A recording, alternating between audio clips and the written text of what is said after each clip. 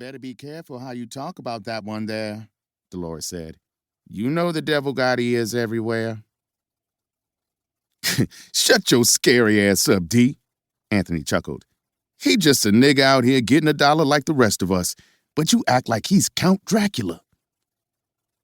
One bloodsucker is as good as the next, Dolores mumbled, then dropped down onto the couch to get her works together. As she started to tie off her arm, there was a knock at the door. She looked around at the men in the room, but none of them seemed interested in answering it. Lazy motherfuckers. She got up and shambled toward the door, throwing Shay a dirty look. I keep telling you about having all this traffic in and out of my house. Dolores pressed her eye to the peephole. At first, she didn't see anything but darkness. Then came a blinding light. Shay had been standing against the wall near the entrance to the living room. She didn't like the way the boys playing the video games were looking at her, so she'd removed herself from their line of vision. She tapped her foot impatiently, wishing that Anthony would hurry up and finish his business. When Dolores passed her on the way to the front door, she got a whiff of the woman, who smelled like she hadn't washed her ass in a week. It was definitely time to go, and Shay was about to tell Anthony as much when she heard what sounded like a small explosion. Her eyes cut down the hall in time to see Dolores' brains leap from her head and paint the wall. The door shook once, twice, then burst open. Several men flooded the apartment, all holding guns with murder in their eyes. Trailing them was one of the largest, ugliest men Shay had ever laid eyes on, also armed.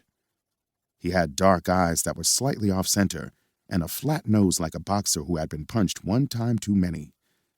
Battle scars marked his face, and his big black lips were dry like he used sandpaper for chapstick. This man was truly hard to look at, but his most disturbing feature was his large, misshapen head. It reminded Shay of a jack-o'-lantern they'd decorated in school back in the day. Halloween had fallen on a Friday that year, so the pumpkin sat out in the classroom all weekend. When the kids came back to school on Monday, it had begun to rot and was collapsing on one side. The beast approached with slow, menacing steps. Shay backed up against the wall and thought she was about to piss herself when he placed one of his thick, dry fingers under her chin and forced her to look into his eyes. Those cold, dead eyes.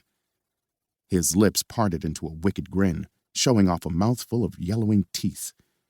When he spoke, his breath was so rancid that she threw up a little in her mouth. I wonder if you taste as good as you look, the man said in a voice that sounded like a car's motor. I...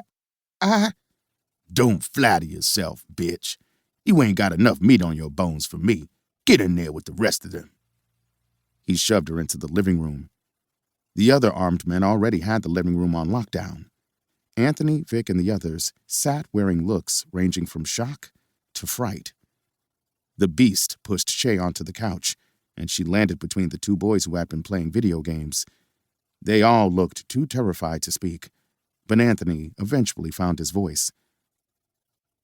Yo, monster, what the fuck is this? This is me coming to give you a royal decree. Your little establishment here falls outside the boundaries set by the monarchy, and by order of the King of 5 Points, all rogue operations are to be shut down immediately. Traitors to the crown will be dealt with. It sounded like Monster had been rehearsing these words all day. Big homie, what you talking about? Vic spoke up. We ain't betrayed no crown. This is all Christian shit we moving. Same arrangement we've been having in place since I came on board. What's this new shit?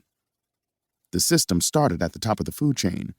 Ghost hitting Christian with product, which Christian would in turn distribute to dudes like Vic to move on the streets. As far as Vic knew, that hadn't changed with the new pecking order.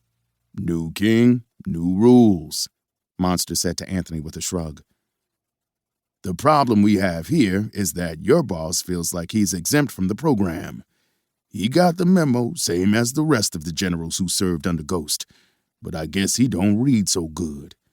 He thinks he's bigger than the monarchy, and I now find myself in the uncomfortable position of needing to remind him of how small he really is. Monster raised his pistol and shot Vic in the head, then turned back to Anthony.